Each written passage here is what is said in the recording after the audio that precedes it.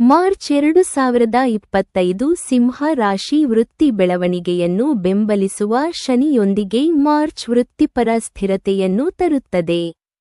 ವಾಣಿಜ್ಯೋದ್ಯಮಿಗಳು ಮಾರುಕಟ್ಟೆಯ ಏರಿಳಿತಗಳನ್ನು ಎದುರಿಸಬಹುದು, ಆದರೆ ಅಂತಿಮವಾಗಿ ಲಾಭವನ್ನು ನಿರೀಕ್ಷಿಸಬಹುದು. ಅನಿರೀಕ್ಷಿತ ವೆಚ್ಚಗಳನ್ನು ನಿರ್ವಹಿಸಲು ಹಣಕಾಸಿನ ಶಿಸ್ತು ನಿರ್ಣಾಯಕವಾಗಿದೆ.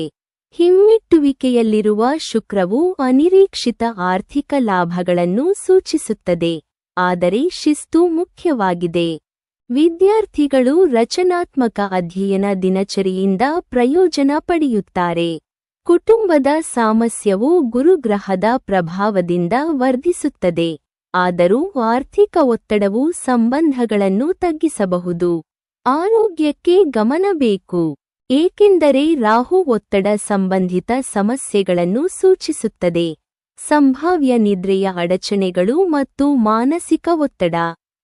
ಈ ತಿಂಗಳು ಸಮತೋಲನ ನಿಮ್ಮ ಮಾಂತ್ರಿಕ ಪದ ಸಿಂಹ.